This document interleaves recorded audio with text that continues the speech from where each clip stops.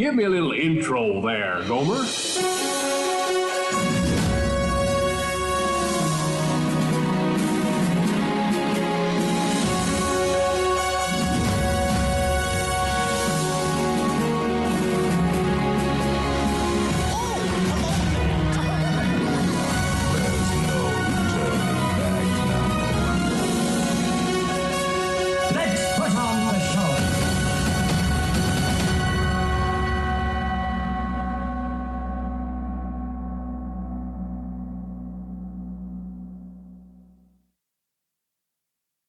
You're listening to the Station 71 podcast. My name is Mario, and this week I'm joined by my co-hosts, Beth and Brian. So this week we're going to be looking to the new year, since this episode should actually be coming out on New Year's Day, talking about some things we're excited about for Disney for 2019, and discussing some stuff that maybe we want to do differently with our trips, or just some things that are Disney resolutions, if you will. But first, as always, let's look at some of the news that happened this week. So first up on our list, we've got Top of the World Lounge will be used for paid Disney Vacation Club member events. The future is unclear. Looks like we are getting some DVC member events coming to the Top of the World Lounge, which includes dinner at the Wave and reserve fireworks viewing at Top of the World. The package requires one DVC member and up to 5 additional party guests. The cost is $59 per person and includes a prefix meal to enjoy before being escorted to Top of the World Lounge to enjoy the fireworks. And you also get complimentary beverages and desserts during this show. This is interesting. This is very interesting. And I don't know how I feel about it. I was going to say, I've never been to Top of the World before, so correct me if I'm wrong, but it was available for free for DVC members, correct? Correct. Until this? Okay. So, yeah, I know there's a possibility that it will no longer be free, which, I don't know, I wouldn't be very happy about if I was DVC. I'm not, so... I feel like if Kirsten were here, she'd have a little more to say on that, considering she rents DVC all the time. But, like, I don't know. There's not much for me to say on this one either, because I have never been there. I think it's a shame that they're taking stuff away from DVC. Like, it just feels like they shouldn't be taking away the exclusive offerings that would draw people into DVC, but... Oh, I know, like, as expensive as it is, if I was a member, like, I would definitely not be happy about this. It's just like these DVC and annual pass holders are like the most loyal park goers, and a lot of times I feel like are spending a lot of money because we're going, like, they're going more often. Like, yeah, maybe you get a bunch of money from that family that's taking their once-in-a-lifetime trip, but if you treat DVC annual pass holders well, they're going to keep coming back and spending money, and I think that they're going down a slippery slope here, taking benefits away from the kind of, more dedicated crowd. Yeah. Well, I wonder if this means that we'll see a price drop for DVC if membership declines. I doubt it. Don't you, like, when you buy into DVC, it's like 50 years? Yeah, you do, but I think Disney's still concerned with trying to get people in through DVC, to the point that if there was a decline in, like, actual membership things, it might be different, but... Gotcha. Yeah, like, not like people go in. Well, you can also sell your contract too, but that's not through Disney, but we won't go into that. But yeah, I don't know. It's interesting to see what 2019 holds for DVC and the offerings that were once included with it.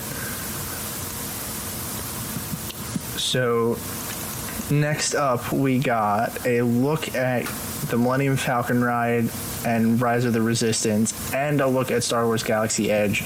This week was very exciting for all of us that are very excited about Star Wars. Did you guys get a chance to watch any of this footage? I did. I watched the video.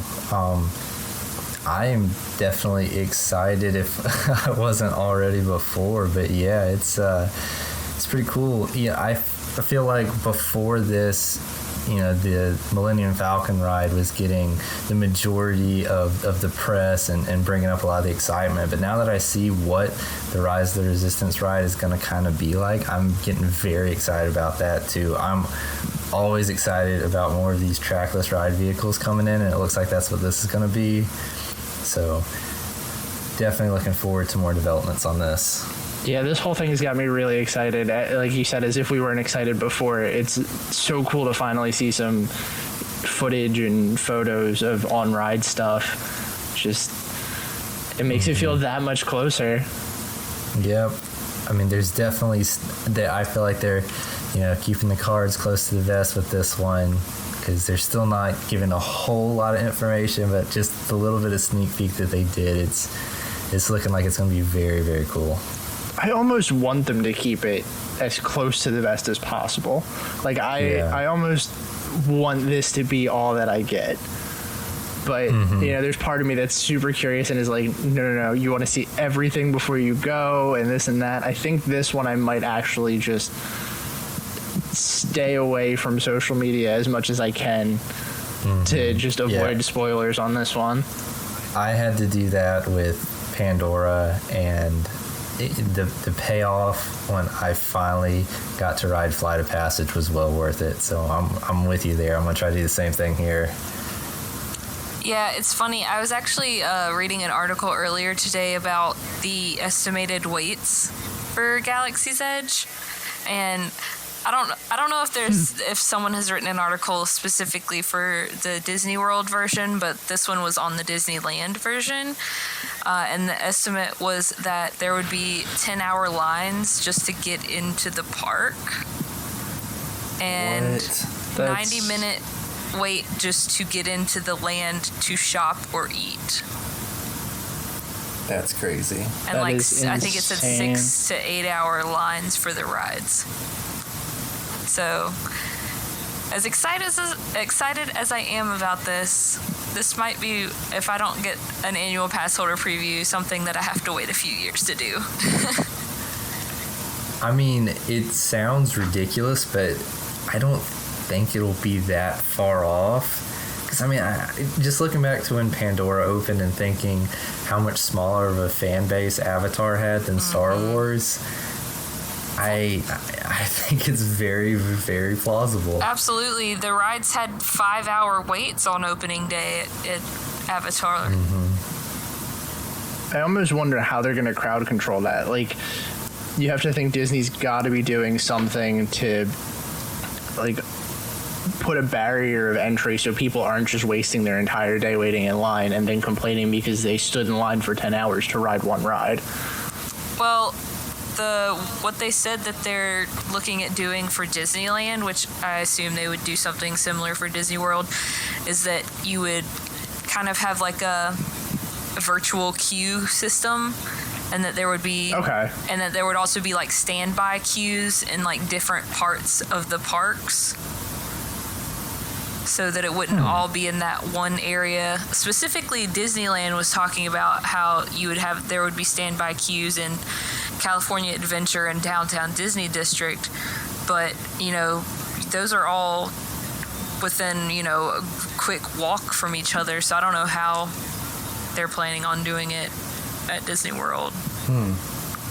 Okay, that sounds kind of like, I don't know if y'all seen how Volcano Bay does their wait times, but you're given basically like a magic band type device that you wear, but it keeps up with when you get on rides. So their whole big pitch, I guess, was that you won't wait in lines while you're there, so you're allowed to go do other stuff, but the big rides and the big water slides and stuff you have a return time, and it'll basically alert you to let you know when it's time to come back to the ride, and then it's more or less a walk on. I haven't been there and experienced it firsthand, but that sounds like what they're trying to do here too, so maybe that will help a lot, hopefully.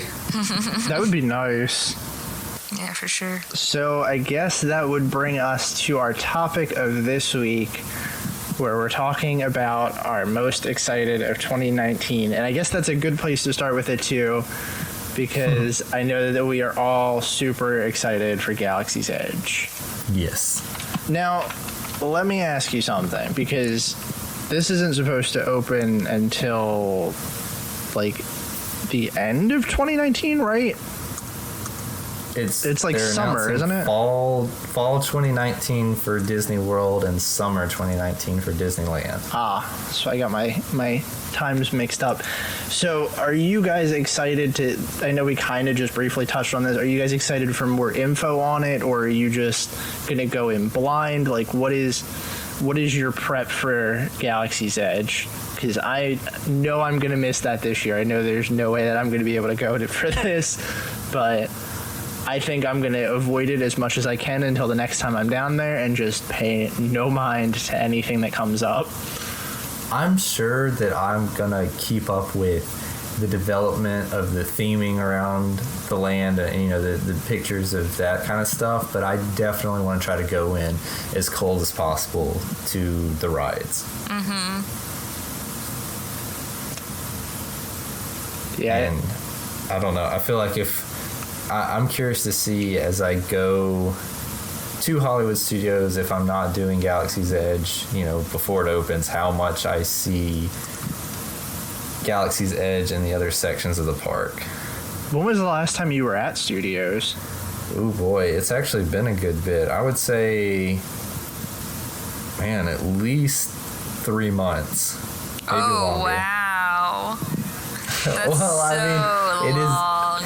I know that seems weird. It is by far our least visited park. I would say, as much as we go to everywhere else, we probably hit Hollywood Studios maybe twice a year, which I know, again, it's like, well, if you put it into perspective, about, and that seems, well, yeah. So, just to put it in perspective, we probably go to Magic Kingdom, I would say 15 to 20 times a year. So yeah, no, I totally feel you. I literally back in September went to Hollywood Studios and rode Tower of Terror, ate a pretzel at Baseline Tap House, and left.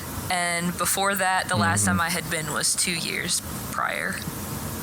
So well, see, the biggest thing with us too is that when we're planning, like I've said before, because we're local and, because we don't get the 60-day window, a lot of the times we're really just grabbing fast passes maybe a day or a week before.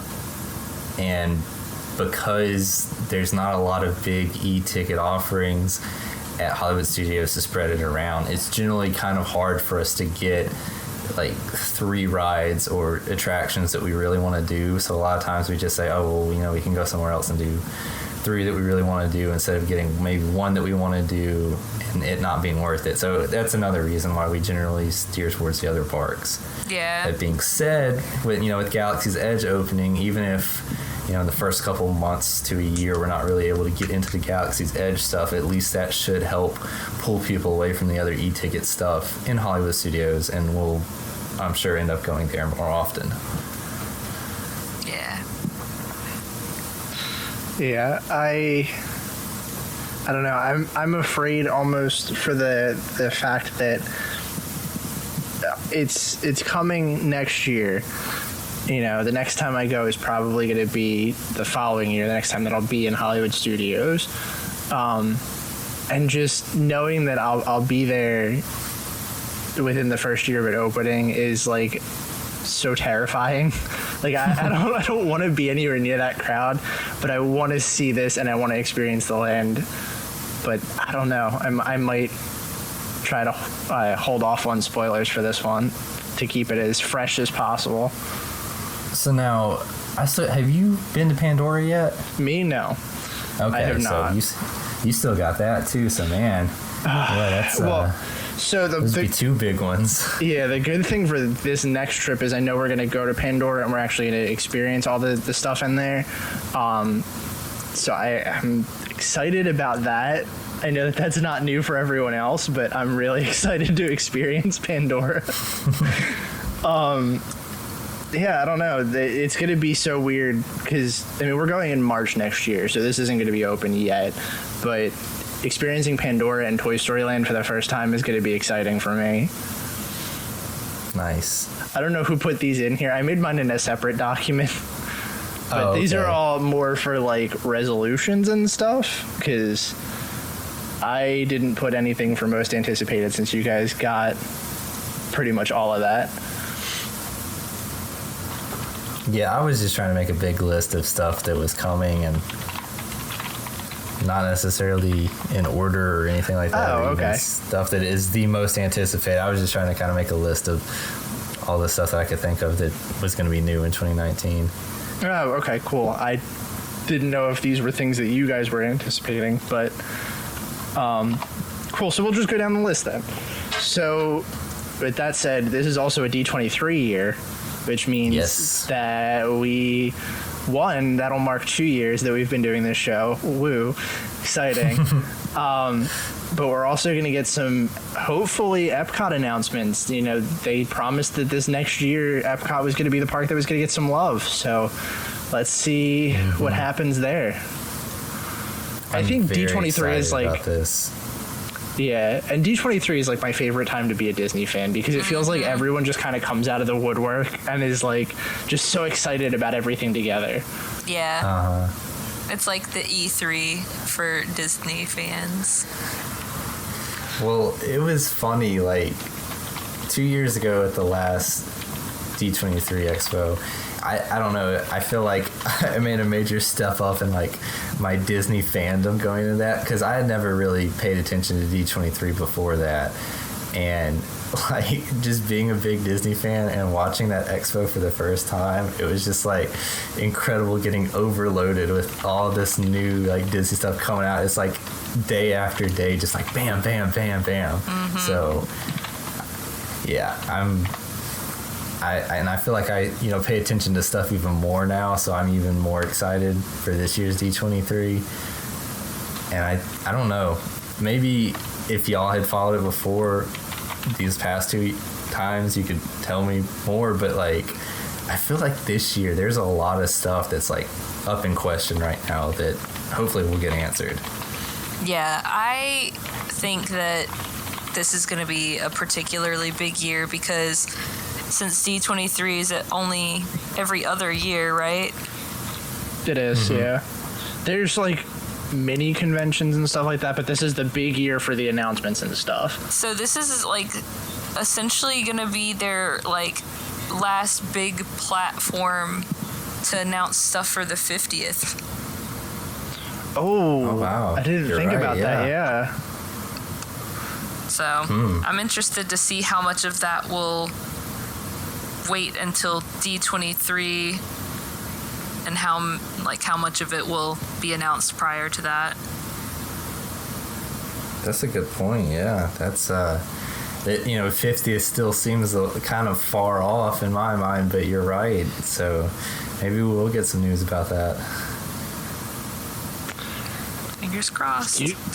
Do you guys have any predictions for E3? I know it's still super early for that, but based on like the last couple years and just stuff that's been going on, do you have any things you would want to see?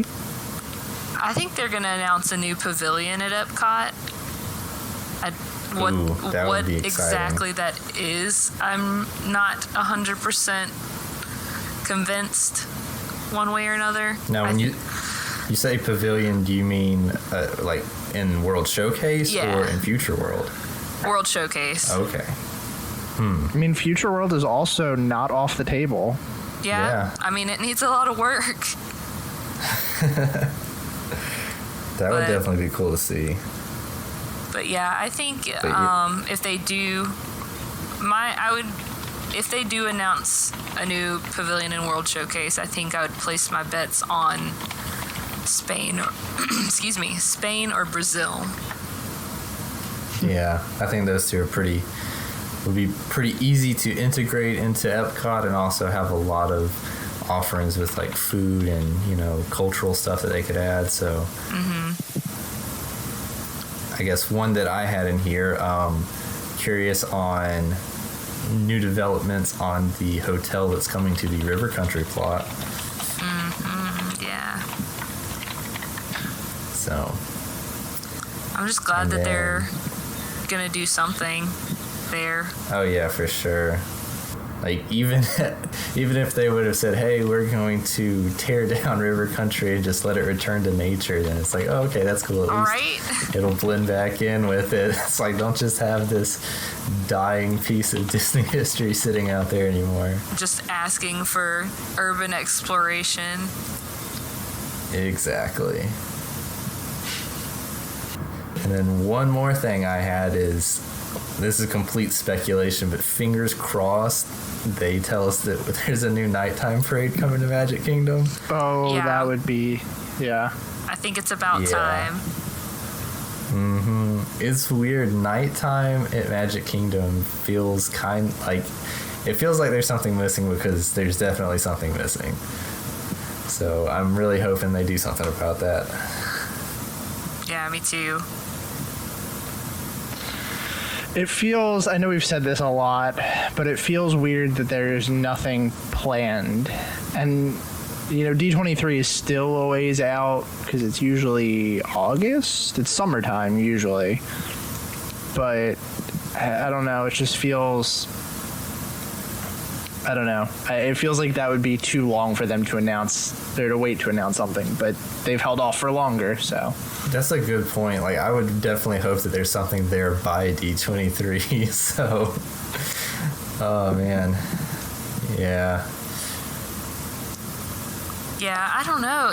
It's interesting to think about what the next couple of years hold, going back to the 50th. Like, although I would love to see a new nighttime parade, like, immediately, I wonder if they would put one and then have it for 2 years and then have another one for the 50th. Do you see what I mean? Yeah. Because Yeah. I think you're right. I think they're definitely going to do something new for the 50th, and it wouldn't make sense to develop a whole new one. So I'm really hoping that they might just bring back one of the old ones.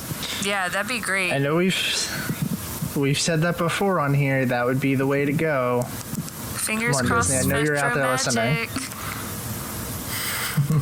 I know that most of those floats were demolished, but maybe they still got some.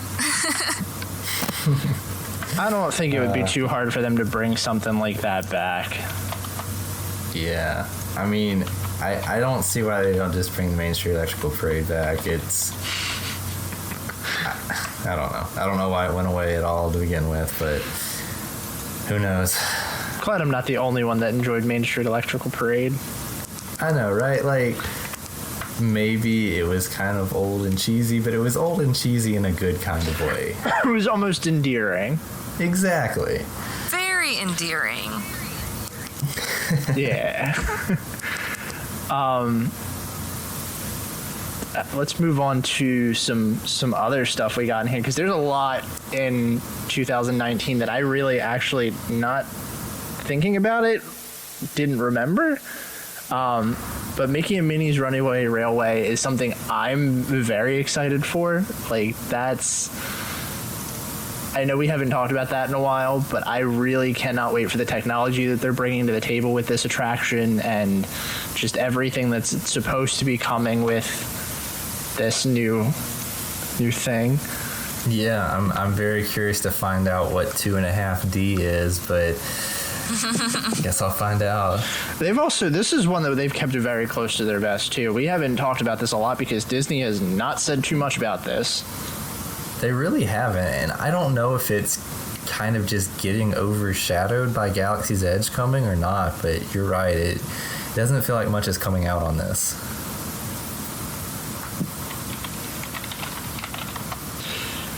I don't know. I mean, I guess we'll see, but it's going to be something. And I mean, we don't have too much to say about it because, like I said, there's not a lot that they've done, but I don't know. It's really not. I mean, like the initial D23 announcement, and then there was that one a couple months back where I feel like they gave like a short synopsis of what the plot line of the attraction is going to be, and other than that, it's been sealed up pretty tight. Yeah, and the other thing that I know I've said on here before, at least I feel like I've said on here before, is like it's about time that Mickey's gotten an attraction in the park. Oh yeah. It really is very odd to think about that, like from opening day until now, that nothing had been developed.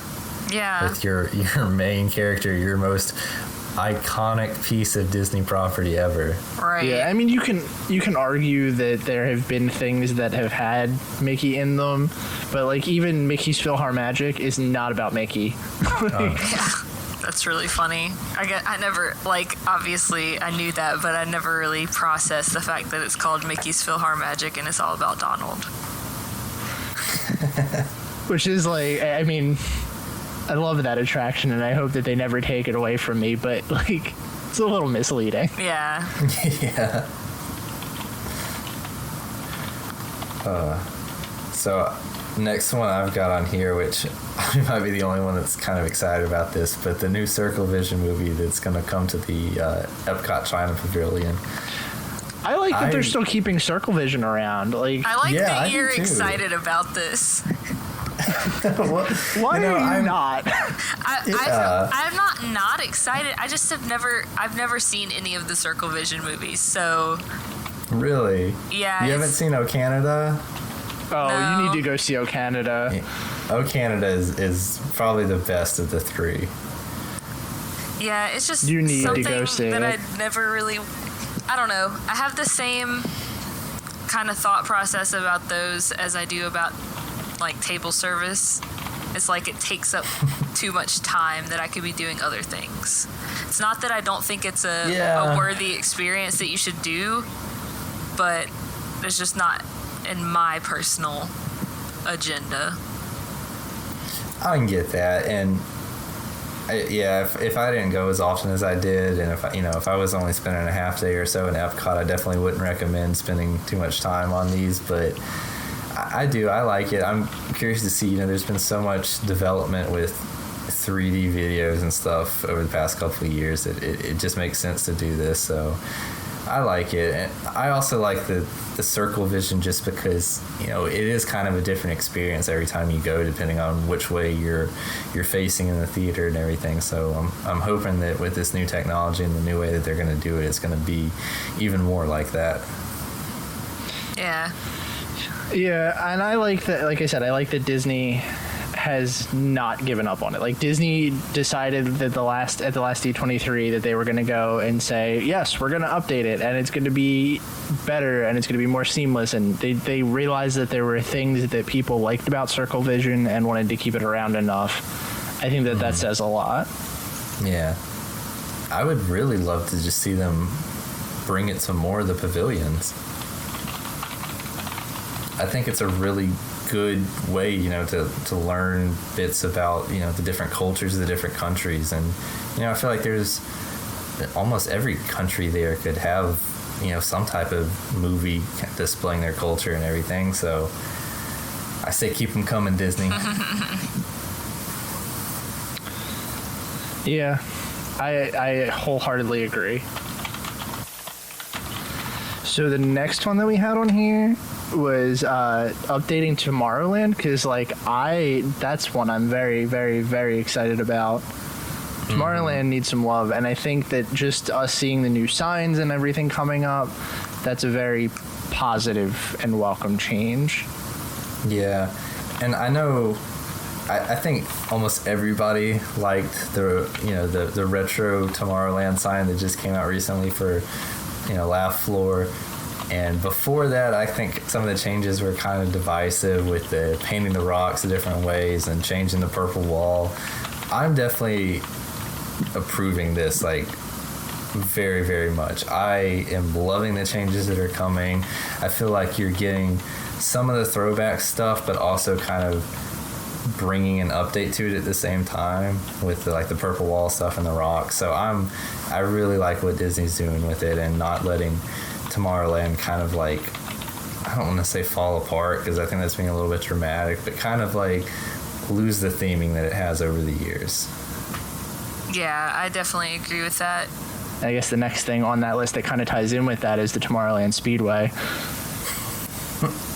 Yeah, it is going to be closed at least for part of the year for Tron coaster construction. So there's an improvement to the theming in Tomorrowland right there. Oh, that's something that it should just stay closed. I hope that Disney just decides that we don't really need it anymore.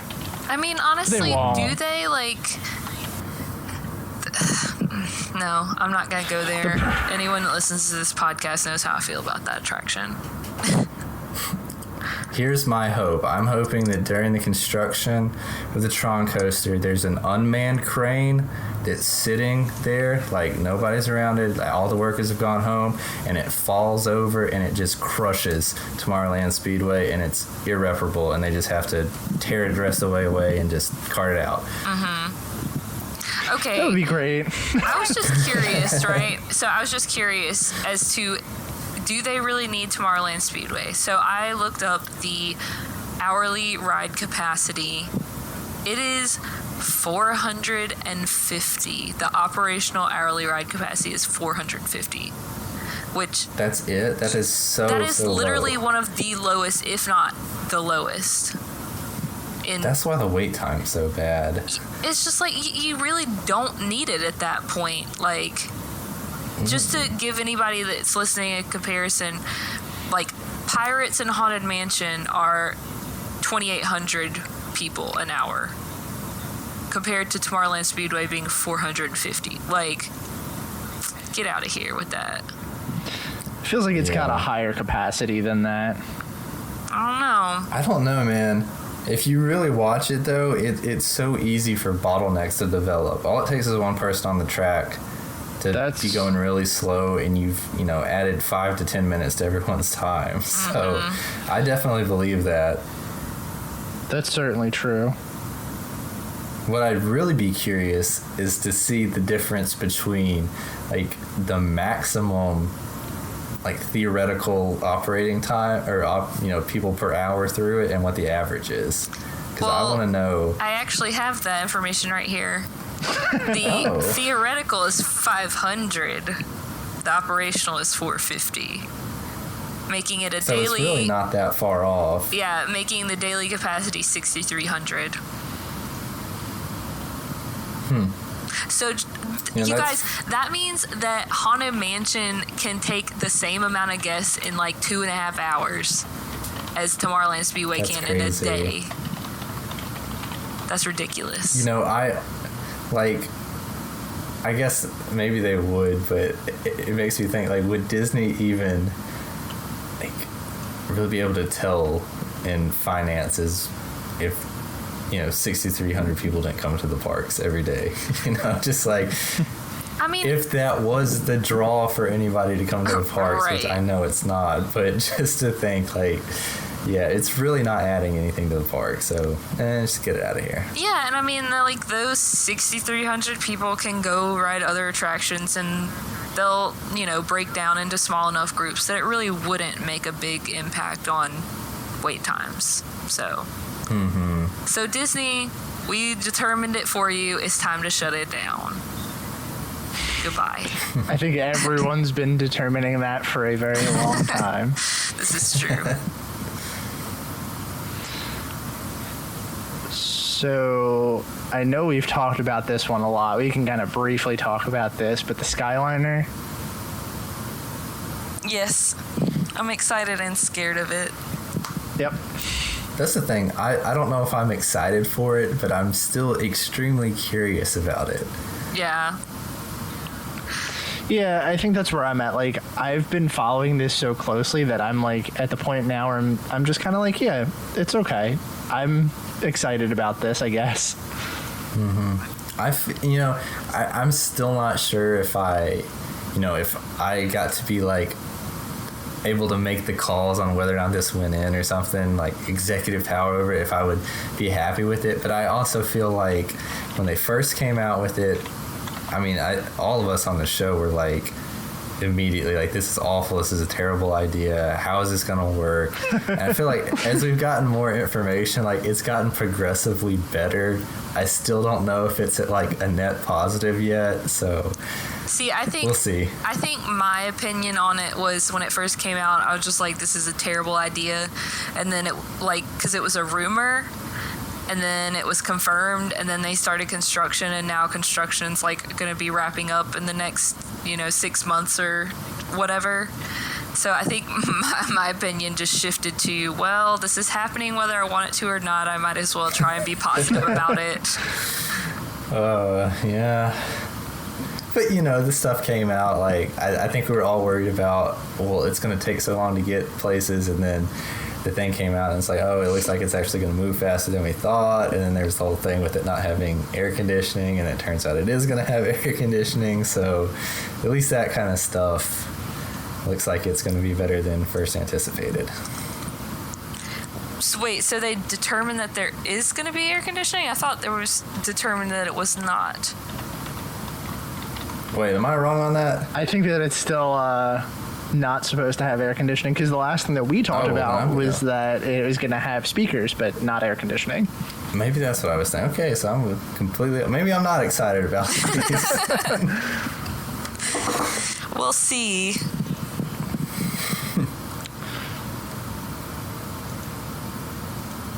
So, next up, we got a new limited nighttime show at Hollywood Studios to celebrate the 30th anniversary, coming out in May of 2019, called The Wonderful World of Animation.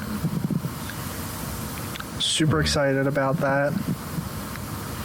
I'm wondering how it's going to differ from, like, Fantasmic. Obviously, it's like at like the projection mapping like on the Chinese theater, but it looks like a very similar vibe to Fantasmic. But I don't know. I'm sure it'll have a different plot or different. Yeah, it's probably theme, maybe. It's probably going to be like a very different plot than Fantasmic, but it's gonna.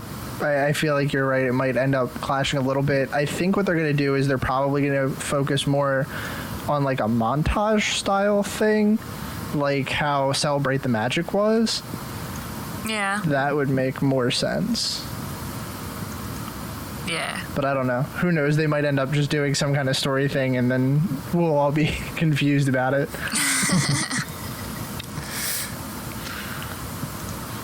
But that's... I like when they add nighttime entertainment, except they're adding it to the wrong parks, so... Well, I mean, I feel like you can give Hollywood Studios anything it needs right now, so... That's very true. But my whole thing is that Hollywood Studios already has 2 nighttime shows. So they're just gonna... Are they gonna add this? Are they gonna take away the Star Wars one? I feel like they're gonna take away the Star Wars one for this. I mean, I guess it's limited time that it'll just be there and then go away, and then Star Wars will come back probably. But I don't know. I think Hollywood Studios needs a lot of things more than it needed a nighttime show, but I'm not gonna complain.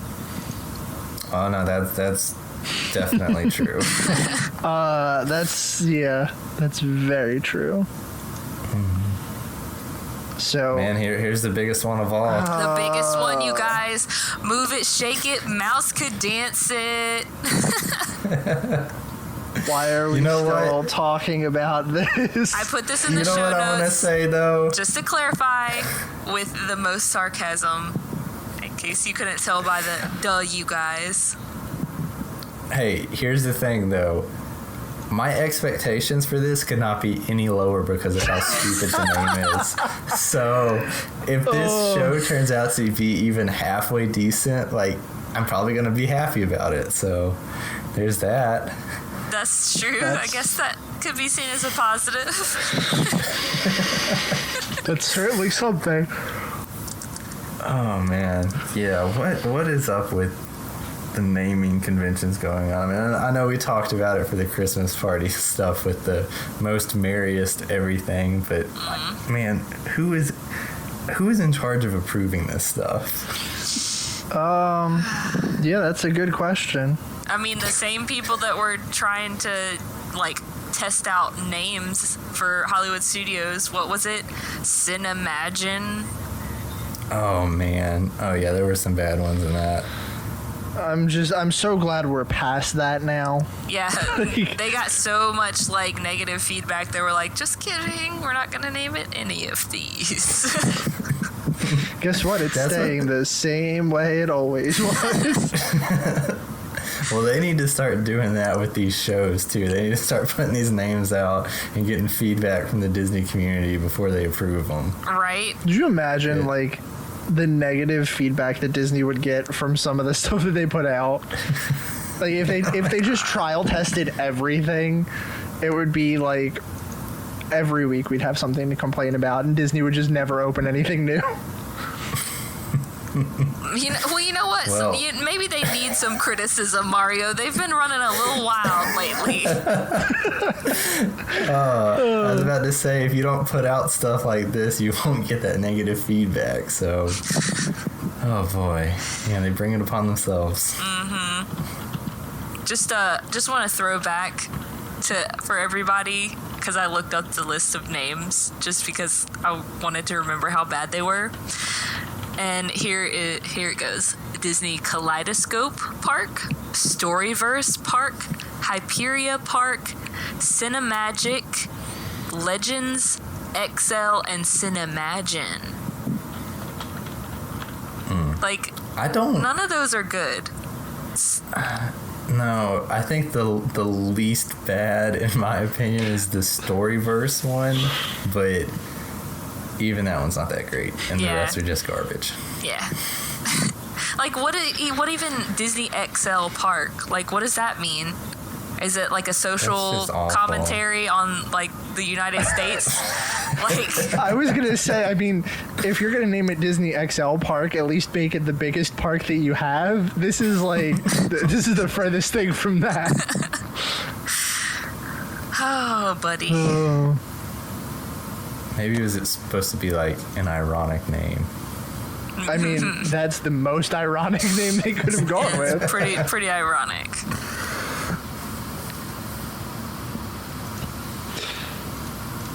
So, I also put on here that I'm excited for new experiences at the Void, which include an undisclosed Marvel property. I haven't done the Void yet, and just hearing Beth's commentary on it last week was enough to get me excited enough to want to do it. The fact that they're adding so many more experiences to the Void and, like, really focusing on the opportunity that they have with all these Disney IPs is just really exciting. Yeah, where did you read that? Why did I not realize that there was a Marvel one supposed to be coming? It was back. I actually had to look it up because it was back when they announced the Wreck-It Ralph experience. They announced 4 other ones along with it, but the only one that they named was a undisclosed Marvel experience, and I think they also said there's a possibility that they're doing a Frozen experience. But I cannot remember if I saw the Frozen one or if I just imagined that. I wouldn't put it past Disney. Honestly, no, and I think Frozen makes sense in this setting. I was about to say, as over Frozen as I am, I feel like that could really work well in the Void. Just like with the different effects that they have. I legitimately would do anything in the Void after experiencing it. You could just literally put my least favorite thing in there and I would probably be excited about it. All right, I got it. VR Tomorrowland Speedway. Oh, no. Honestly, it would be a significant step up from the current Tomorrowland Speedway, so... Oh, hang on. But they do full immersion by pumping exhaust fumes into the... No. I think that's just asking for a lawsuit. Oh, boy. But yeah, this does seem cool. Like, even as somebody that's not a big Marvel movie fan, like, that, I mean, there's definitely potential there. And I'm sure Disney will do something very, very cool with that. Well, the speculation was that it was going to be a property because they're all supposed to come out next year, from what I read. But the speculation was that they were going to do a movie that's coming out in 2019, which I know that's one of the next one that's on, or that is the next one that's on our list. There's a lot of movies coming out in 2019. Marvel's pretty stacked up for this year. Marvel, I mean, all the Disney live action remakes. Well, sorry, we're getting a new Star Wars, right? Yeah. Yeah. Do y'all want to go down the list and talk about them a little bit, just briefly? Yeah, sure. Yeah. Go right ahead. If you've got the list up, pull it up. Okay, cool. So starting off in March, we're getting Captain Marvel, which I am super excited about. I know That one looks real good. Brian, you just said that you're not a super huge Marvel fan, but I think now is a good time to get into it because they're about to start a new phase. They're wrapping up this one. Like, They're about to reset the Marvel universe in the next movie, so... Oh boy. I mean, yeah, I guess you could wait, but then you would be missing out on all these amazing characters. But anyway, I'm really excited about Captain Marvel. Yeah, that's going to be a real good one. Then at the end of March, we got the live action Dumbo, which is extremely intriguing still. It's... I don't know. I thought it looked pretty good from the trailer, but I'm not gonna say much other than that until I actually see it. Yeah, I don't know where Disney's going to go with this, but I'm definitely intrigued to see what they do. Yeah, for sure. And then in April, we have Avengers Endgame, which the title just got announced in the last week or so, right? Yep. Yeah, so that is the sequel to Infinity War, which if you haven't seen it by now, then you're gonna get spoilers, but I don't even know how to feel about this. I still don't know how to feel about Infinity War. I watched Infinity War for the 5th time the other day. Oh my gosh, And- how do you watch it 5 times? I feel like I've started No. it 5 times, but I can't force myself to get to the end. I saw it twice in theater, so that definitely helps. Oh my gosh, But- you must crying. I mean, I don't cry at this movie, Oh my but I'm excited for it to tie up. The only thing that sucks is I feel like between these two movies, it's going to be a 5-hour sit down when I want to watch this plot line here. Yeah. Yeah. I have lots of emotions about that one. So it's very, very highly anticipated in my realm. But moving on, in May we have Aladdin. Anybody want to comment Very on cool. that? I'm indifferent. Yeah, I know we kind of talked about it in the group chat about the pictures that came out, and I don't know. Will Smith is the genie. I'm still kind of reserving judgment on. So Yeah. I mean, I like Will Smith, but like you mentioned in the chat, it's like they didn't try anything else. It's just Yeah. Will Smith. yeah. Right, and I don't know, I feel like that's kind of taking away from the character that was Genie, But, like I said, I don't want to judge it before I've seen it too harshly, so it's definitely going to be one that I go see. Now, it's interesting here in this article that it says Will Smith has assured fans that his character will indeed be blue and CGI for most of the film, which he So maybe was that not promotional blue shots. on the Entertainment Weekly cover. Yeah, so, okay. Well, then that does make me feel better, because if it was just going to be, like, Will Smith as himself the whole movie, I wasn't, like, too excited about that. Yeah. But, yeah, another one that I'm just mostly intrigued by. Still don't know how to feel completely, but... All right. Then in June, we have the much talked about Toy Story 4. Tom Hanks has said it's emotional, and I trust him. So I'm gonna... Is it gonna be more emotional than Toy Story 3? Well, because, man, that's... I don't know if I can handle that. That's at a high bar. Yeah, I don't know if I could handle more emotion than Toy Story 3. It's like, just to give you guys some background, I cry at every movie that has, like, something to cry about. Like, I'm a very typical emotional girl in that aspect.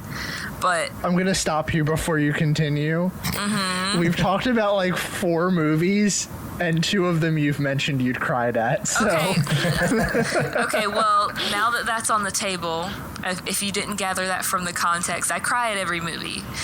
My boyfriend, on the other hand, doesn't cry at any movies, and he said this is, like, the closest he's ever come to crying in a movie was Toy Story 3. So, I don't know how anything could possibly be more emotional than that. Mm-hmm. So, yeah. But I guess we'll see. All right, and then in July we get The Lion King. I've mixed set my feelings piece on that. You said what? I feel like it's just like... I said I've said my piece on that. I know that it's just like... It's a new style of animation. That's all it is. It's not a live action movie, but whatever. Yeah, I agree with that. Like, I think the animation looks really nice. I'm just very iffy on some of the casting. Mm-hmm. Specifically, Beyonce. Sorry. I'm just... Yeah, I feel kind of indifferent on a lot of these, quote-unquote live-action ones that they're coming out with. So, the animated classics are always going to be there if these are horrible. So, if they suck, they suck, and we move on and we forget about them, and we just say, yeah. Animated classics are still there. So just put it in the bucket with Home on the Range and Country Bears. All right, so I have to say, I know that you haven't gotten here yet. I saw Mary Poppins Returns on Christmas Eve, and there was a trailer for Dumbo before it, and every time I see a trailer for Dumbo, I actually get a little bit more excited about that one. I will say the trailer looked pretty good. Yeah. We did already discuss that one, though. Yeah. I thought, did you say, you can cut this if you want, I thought you said, I know you haven't gotten there yet. Maybe we did discuss that. We kind of breezed over them, so. Okay, gotcha. Then in August we get Artemis Fowl, which I feel like I've heard this name. It's based on a book, but I've never read it. Yeah. I've never heard anything about it. I had no idea what it was about until I literally read this article. But the fact that Judi Dench and Josh Gad are in it gives me hope for a good movie in general. Yeah, I'm wanting to say that I read the first book when I was a little kid, and I couldn't tell you anything about it. But yeah, Judi Dench is always a positive. Yeah, even though she was in Home on the Range. Yeah. We can forgive her for one movie. I forgive her for that. I think she probably, afterwards sincerely regretted it. She's like, man, I hope this doesn't affect my reputation. But I just hope that... I never read A Wrinkle in Time either, but I tried to watch that movie and was not impressed at all, so I hope it's not that kind of situation. Was it as bad as all the critics were making it out to be? Because, man, they were lighting into this thing. I will tell you that I only got probably 30 minutes into it, and I just was like, this is ridiculous. Like, I love to suspend my disbelief just as much as the next person, but it was just the acting wasn't really good, and it was just kind of really cheesy suspension of See, disbelief. I don't know. It seems like a very awful thing to say, but it's like just looking at the costume design and a lot of the promotional stuff, like, looked so bad that it just looked like a low effort on Disney part. And then, like, obviously after hearing how bad the critics ripped on it, I was like, well, I'm not even probably gonna ever watch this. Yeah, it's on Netflix if you want to give it a try. That's the only reason I did, but it was pretty hard. Up and I keep scrolling past it. Yeah, that's probably a good idea to just keep scrolling. All right, and in November we get the much anticipated Frozen 2, which they haven't announced like anything about, so who knows? Should we be excited or not? Most people probably aren't going to be, because the Frozenness being shoved in our face for the past, 4 years? Yeah, almost 5 now, right? It came out in 2013, didn't it? So, wow. Yeah, I think you're right. So last 5 years being shoved in our face. You know, I'm so surprised that as successful as Frozen was, that Disney didn't like immediately greenlight that for a faster sequel. Right? Like 5 years? Yeah. That's kind of crazy. Mm-hmm. But yeah, man, because they've been pooping out these Star Wars every year. Like, you think they could get something together for Frozen? Which, you would think. Speaking of which, in December we get Star Wars Episode 9. I'm not good with Roman numerals. Is that right? 9? Yeah, it's 9. It's Episode X. I have to tell you guys, I had a moment like earlier, because the last couple years we've gone to see Star Wars on Christmas Eve. Like, my parents and I have this tradition where we'll go to dinner and a movie on Christmas Eve. And this year, obviously, we didn't go see Star Wars. I totally forgot that Solo came out just because it didn't come out around Christmas. That's probably why it got such bad reviews, right? Well, I don't know, maybe. I still haven't seen it, which is sad. I haven't either. Like I've said before, I'm not a huge Star Wars fan. I've seen all the movies like multiple times and everything. I'm just not a gigantic fan of it. And man, like, The Last Jedi really kind of like took me out of this series even more so. I liked The Last Jedi. Really? I thought it was hate okay. I think that the ending kind of, I don't know, skews my perspective on it, though, because it was so awesome with, like, Luke, his whole, like, situation. But I didn't appreciate the forced romance between Finn and whatever that girl's name was that they introduced in this movie and then talked about twice. Yeah. Yeah. And I don't know, there were a lot of parts of it that just, like, I don't know, they didn't really feel like a Star Wars movie to me. And I don't know, it was just weird. Like, that whole plot where they go to the, like, planet full of rich people that were, like, galactic arm dealers, like, that whole side plot felt very un-Star Wars to me for some reason. I don't know. That felt very prequels to me. Yes. Which I'm not... Yeah. Wow. Savage. All right, and just to kind of wrap up the whole, I guess, movies in 2019, Disney Plus will also be launching in 2019, which I know we've talked about it a couple of times, but apparently a live-action Lady and the Tramp is slated for Disney Plus exclusive, and a live-action Sword in the Stone. So that's interesting. Also, a movie called Sword Timmy. in the Stone could be really cool. Oh yeah, I think that one could work. But also a movie called Timmy Failure, which I don't know what that means. So I don't know really why they announced it. But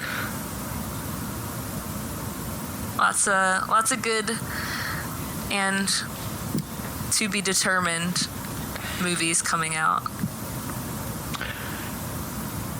Yeah, it's exciting. I think Disney's got a lot of cool opportunities this next year with some of the stuff that's coming out, some of the IPs that they have in their court now. Mm-hmm. It's just crazy to me how many movies Disney pumps out every year. Mm-hmm. Yeah. I just think it's only going to get crazier when they have Fox, because that's another studio to push out movies for them. Yep. So, do you guys want to talk about some Disney resolutions? I know we ran a little bit longer than we expected on our most anticipated, but I got some stuff that I think I want to do next time I'm down there, and some stuff that I have podcast goals for 2019 too. Sure, what you got? So, I know you guys had some stuff too. I don't know if you want to chime in on my stuff, but I think I cover Beth's at least. But my resolutions for, at least in the park, are experience the void. I know we've talked about that a couple times on here, and I've been really excited about it.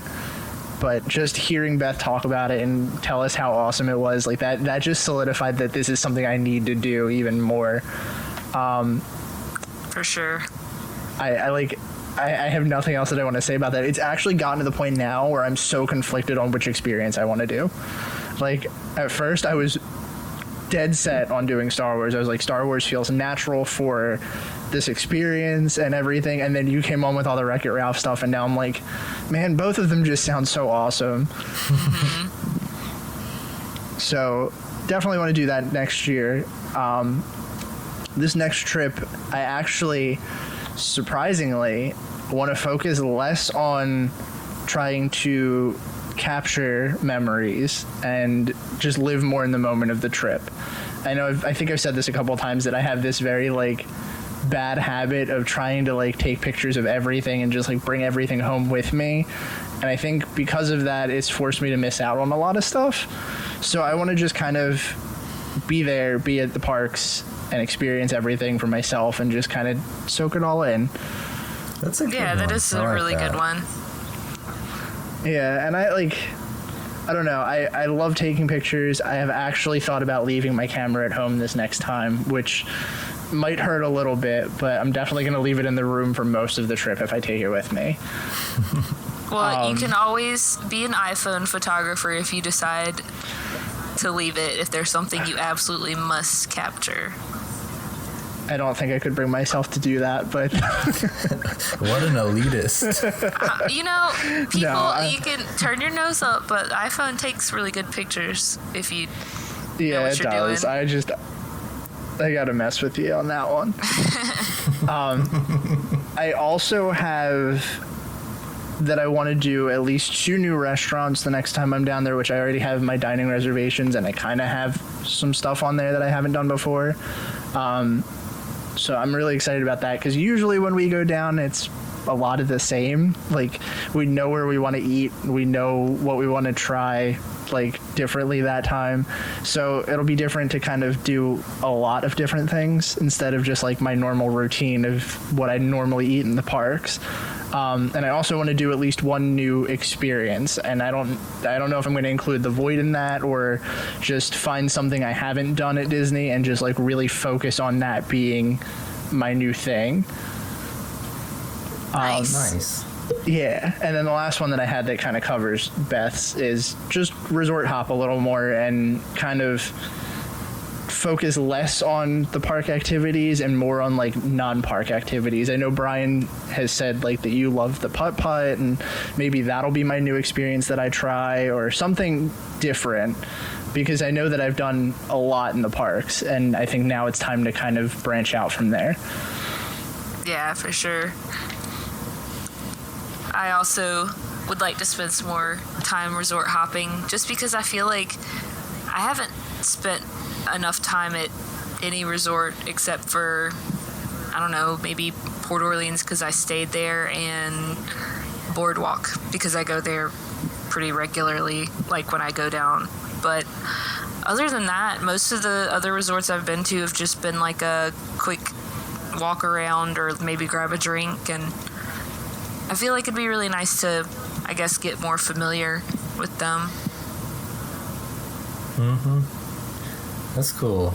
That's something I don't, even going down frequently, like, I don't resort hop as much as I really wish I did either. Because it's a lot of really cool stuff to check out at the resorts and just kind of get lost in the theming at some of them. Mm-hmm. Yeah, for sure. Yeah, and like Mario said, also would like to spend some more time on table service restaurants because, like I said earlier, I've generally viewed that as I have other things that I could be doing. I don't want to take up the time eating, but I feel like if I do go to like a table service restaurant, specifically Skipper Canteen, I know, Brian, you had really high like reviews for it, so I think I could maybe convince myself that that's an experience and not a waste of time. I would highly agree with that, and I'm in the same boat. Like, I do not like to sit down for table service restaurants 90% of the time that I'm in the parks, but I would definitely suggest going to Skipper's Canteen. I have to say, your recommendation of Skipper Canteen when I told you I made my table service reservation there was what really made me want to try more stuff, because you told me, and I'm not going to forget this, that if I'm going to eat there, I have to let myself be adventurous. Yeah. And I'm like, just looking at the menu, every time I look at it, I'm like, there's the safe bets on here. There are things that I know I'm going to enjoy, but I know going here, I have to get something that it's out of my comfort zone. Mm-hmm. And, like, honestly, that's what that restaurant is for. That is, in my opinion, part of the theming of the restaurant. So I would highly, highly suggest branching out when you're there. Nice. So I guess my Disney resolution, I have kind of a specific one. I want to do at least one of the interactive events offered at one of the Epcot festivals, because I feel like I go, every year, and I enjoy it a lot. I do a lot of the same stuff, but I always see these cool events, and I comment about how cool they are and how much I would love doing it, and then I kind of just like don't ever actually schedule it. So this time I want to like actually make it a resolution to sign up for one of these that I know I want to do. So there's mine. Yeah, that's a I good would be idea. excited. I'd be excited to actually hear about some of that stuff, so you have to do it now. Okay, all right. For the podcast. Yeah, for the podcast. And speaking of the podcast, I actually have 2 goals for this year for us. And one of them is definitely something that I think, actually both of them I think are feasible, but I think one of them is on us, and then one is just like, this is where I want to be by the end of next year. So I want to reach a wider audience of people and be able to interact with more people on the podcast. So that doesn't mean just like bringing more people on the show to talk Disney. That means, emails, like be more active on social media for our podcast, and just try to like branch out a little bit. I think the best parts of doing this, and we've said this a lot, is just talking to new people and making new friends. I know we've made some pretty interesting connections with different people through this show, and that's something I really want to do in the next year, is just focus more on making more friends for the podcast. Yeah. And then my other one, this is one that I think you'll all be on board with, is just to talk to some interesting people this year. I know we've had some podcast friends on the show, and we've, had some interesting collaborations with some people, and that's fun. But I also want to, we've had a lot of success this year with our history and our like deep dive and research stuff, and I think this year, even if it's like a bonus episode or something that we put out, I want to interview someone, and I want it to be someone that's had some kind of history with the Walt Disney Company, be it someone that's worked for the parks that has the ability to talk about it, or someone that's done freelance work for them, or just something that ties into what we've been doing and had a lot of fun doing, but also is an interesting way for us to maybe meet someone new. Oh man, I would love that. Yeah, that's a great idea. I think that is what I'm going to work on for at least the first half of this year, until we can find someone to come on and give us a shot to talk to us. So those are my resolutions. Did you guys have any last ones that you wanted to throw together before I give you my surprise closing piece that I've put together for you guys? I actually have one very adventurous resolution, which I considered attempting on my most recent trip, but it was just not a long enough trip to plan this. So typically throughout the year, I'll take like a couple of long weekends, and then we take like 1 week long, which is our like big trip. And I think it would be easiest to do that during the week-long trip. But I would like to try to go to all 4 parks in one day and ride an attraction at each one. And it sounds exhausting and a little bit, I don't know, harmful. That sounds dangerous, but I think you can do it. But yeah, it's just one of those things that I feel like it'd be fun to just say that I did it. So that'd be cool. Like, even if you kind of like look back on the day and think like, well, maybe that wasn't the most fun way to experience Disney, it would just be cool to say you've done it. Yeah. Now, my life goal is to be like that couple in that news article where they went to all 4 Disney World parks and the 2 Disneyland parks in the same day. Whoa. It was like their 5th wedding anniversary or something. So they like went to all the Disney World parks, and then they flew to California and did those. And to be fair, they used the time zones to their advantage, and they were annual pass holders at Disney World and Disneyland. So that kind of ate some of the cost there, but yeah. But man, still, that is one busy day. Right? Yeah.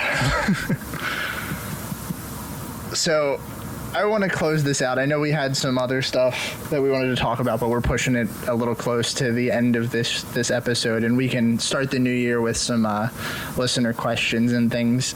But I wanted to close this out with a 2018 in memoriam Walt Disney World edition. I threw together a list of things that we lost in Disney World and some of the things that we on the podcast lost as well.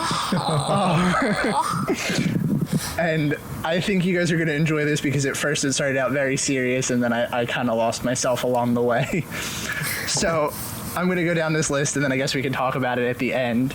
But let's have a moment of silence for the Monte Cristo at Woody's Lunchbox, Siemens sponsorship of Spaceship Earth, the old world of Disney with the character fixtures and everything inside of it. Oh, man. Stitch's Great Escape. The Circle of Life at Epcot. Yeah, good riddance. The original redhead scene on Pirates of the Caribbean. Oh, yeah. Free parking at the Disney World resorts. That hurts. Sweet Spells in Hollywood Studios. Maleficent Dragon in Festival of Fantasy, the original edition. Rest in peace to her head. The concept of the Main Street Theater that was talked about at D23 last year. Oh, man, I completely forgot about that. Talking Mickey on Main Street. Disney Junior live on stage. Some of the Citizens of Hollywood. The Rivers of Light live performers. Jack Sparrow's Pirates tutorial. Space Mountain's Moving Walkway. Move It, Shake It. Wait, what? Yeah. I have not ridden Space Mountain this year.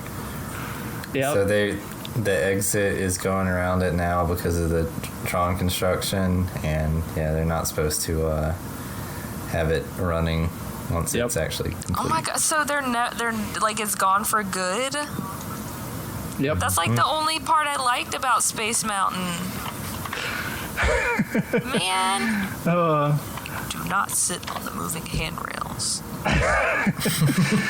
Man, we I'm also really lost sad. Move It, Shake It. Yeah, that is very sad. There's a couple other things on here that you're going to be very sad about, so don't feel bad yet. We also lost Move It, Shake It. We lost Beth's trust in Disney's ticketed stage show events.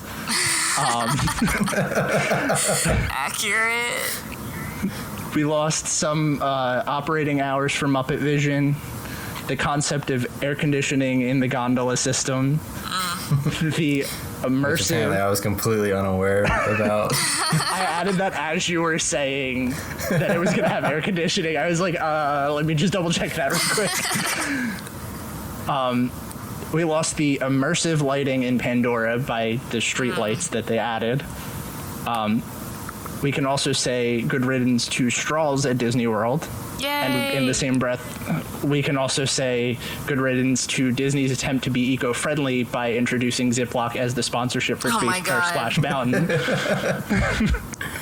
The Disney Play app, it's not really dead, but it probably should be. It's dead to us. Yeah. The antics at Whispering Canyon, the concept of a name change to Hollywood Studios. We can also say good riddance to the doors on the monorails, because they said good riddance to us a couple times. We can also say good riddance to our hopes and dreams that the Speedway will ever actually close. And and our faith that Disney will ever be good at giving things a proper name. And finally, the last one that I wanted to save as a serious in memoriam, Richard Girth at the Disney resorts. Yeah. So there are all the things that we lost this year. Wow. Maybe 2018 wasn't as good as I thought. It's funny, like, looking back at all that, and I kept thinking, oh yeah, that happened this past year. Oh yeah, you know, some of it felt like way, way long ago.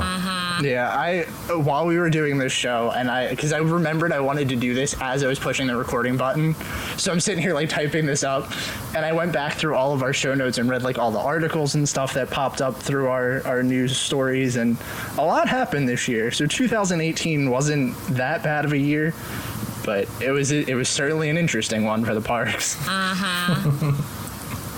Yeah. So, that said, this is actually, this is the first show of 2019, so this is the last show we're recording in 2018. Aww. I'm excited. Yeah. I'm excited for 2019. I think that this is going to be a good year to be a Disney Parks fan. Yeah. And hopefully Disney doesn't prove me wrong on that one. I agree. All right, so, is there anything else you guys wanted to say before we tie up this last show? Happy New Year, everyone. Yeah. I'm just looking forward to 2019. I'm, definitely excited about the podcast and seeing, how we kind of grow and everything with that. So yeah, just hopeful for the new year. Hey, one more resolution. Station 71 meetup at the parks. I'm down. You're going to have to make that happen in March, because there is no way I'm going down again. Well, let's make it happen for March then. We'll see what we can do, but at least maybe the resolution can be to plan one, even if it doesn't happen during 2019. My resolution for not this year, maybe next year or maybe the year after that, is a live show somewhere on Disney property. Yeah. Oh, I like that. Me too. So we'll see how that goes. That's a ways off, though. Then that's going to do it for us this week. Thanks for joining us again on another episode of the Station 71 podcast. If you like what you heard, be sure to subscribe to us on iTunes or wherever you get your podcasts from. And while you're there, leave us a review as well, as that greatly helps out the show. If you want to get in touch with us, you can find links to all of our social media, as well as our email address and Google Voice number on our website at station71podcast.com. We hope you enjoyed your ride, and we'll see you real soon.